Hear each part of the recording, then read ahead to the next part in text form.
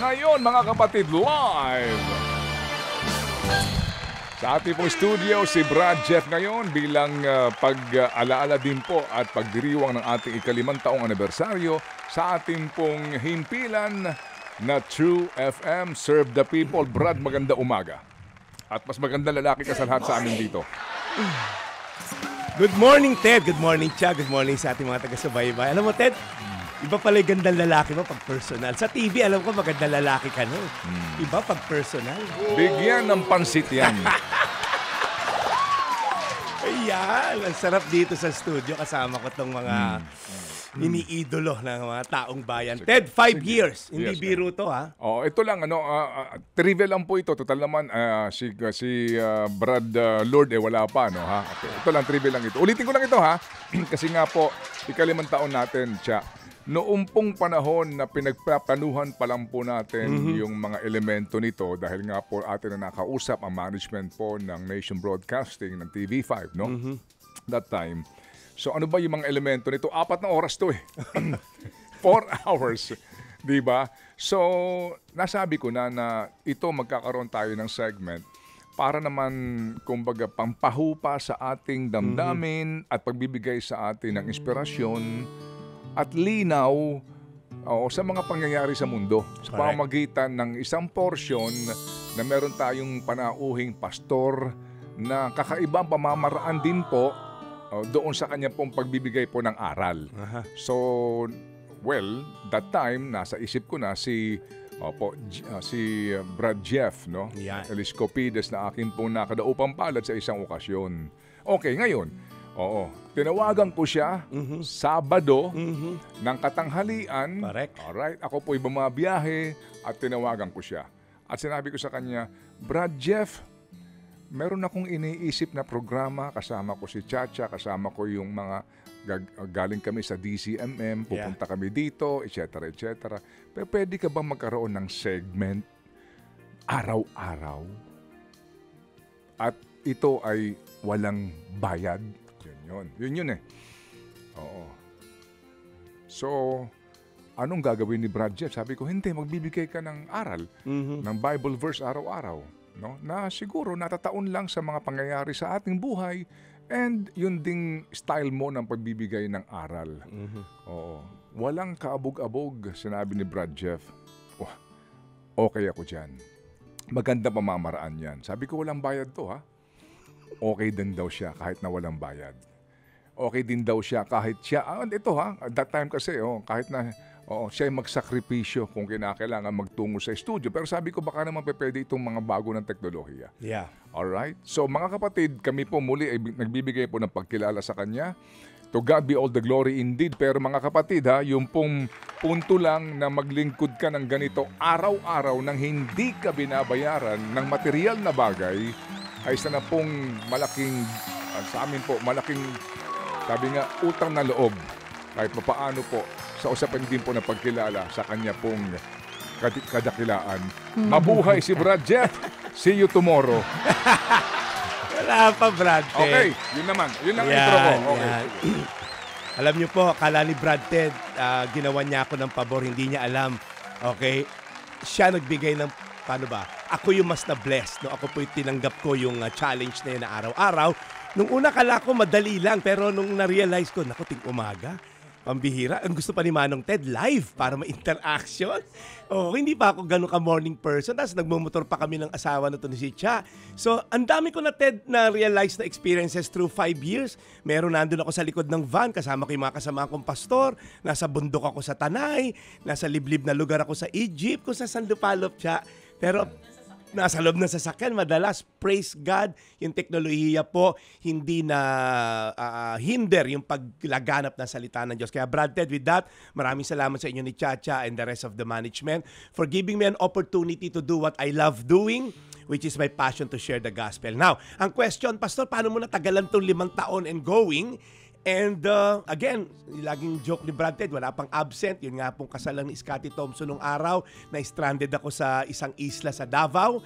Walang internet, walang kuryente. Ito po yung sikreto ko, Colossus 3:23. Ano man ang iyong gawin, gawin ninyo ito ng buong puso na para sa Panginoon at hindi para sa mga tao.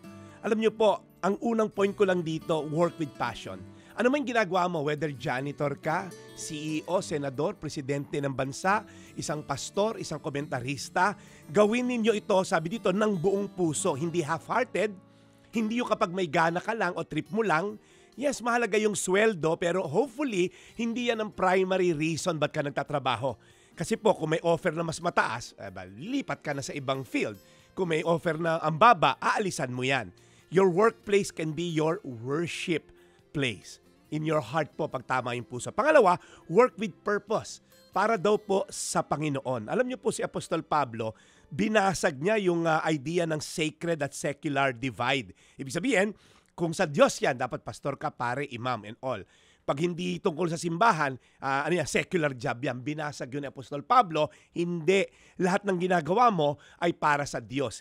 In-interview ang isang janitor. Anong ginagawa mo rito? Sabi ng janitor, nililinis ko tong bahay-sambahan ng Diyos para makapagsimba ang tao ng maayos. So, ang point niya, hindi lang ako janitor dito. Nililinis ko tong buong lugar na to para makapagsamba ng maayos ang mga tao. At pangatlo, work with the right perspective. Ibig sabihin po, hindi lang for human masters. Hindi ka nagtatrabaho para mapansin ng tao, nung likes and all.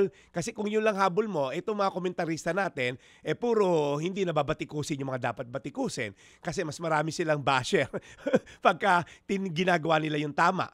So kung ito pong mga kasamahan ko dito ay people pleaser, wag ka na mangomentarista dahil maraming trolls yung mga, alam mo na, mga nasa payroll ng mga corrupt nating mga kung sino-sino. Wag na tayo, hindi ako komentarista. So, again, at as I end, ano man po ang inyong gawin, Colossus 3:23, gawin ninyo ito ng buong puso para sa Panginoon at hindi para sa tao.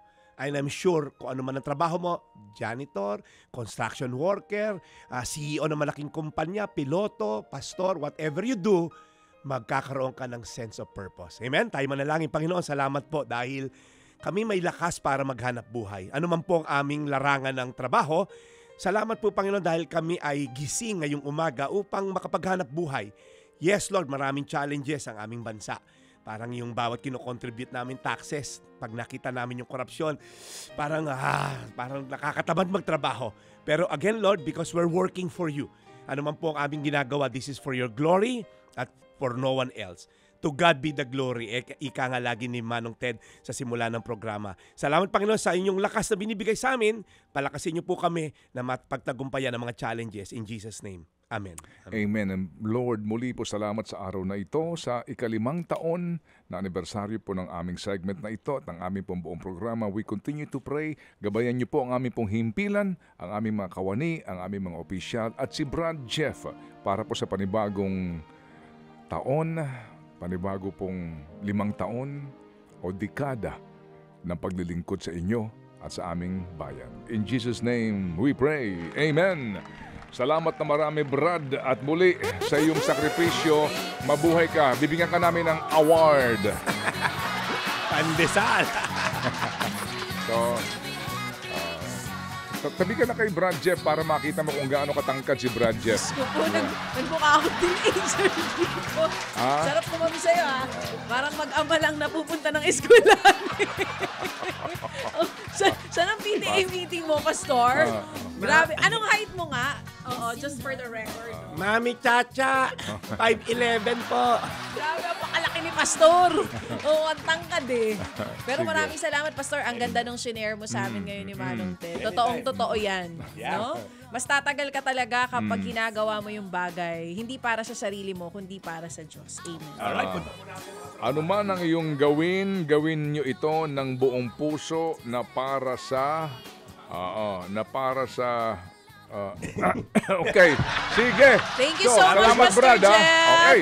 Maraming Mabuhay ka. salamat. Grabe. Mga kapatid, brothers and sisters, saan ka pa? Dito na tayo sa totoo. Dito na tayo sa True FM. Mga kapatid, mag-subscribe and follow po kayo sa social media accounts ng True Network PH. Yan po kami. Hanapin nyo lang True Network PH, Facebook, Instagram, YouTube, TikTok, and podcast. mapa-Apple or Spotify man yan, mahahanap nyo kami. Lahat ng mga napapanood at napapakinggan nyo po sa programa, nasa social media accounts namin yan. So, paano mga kapatid? See you sa social media!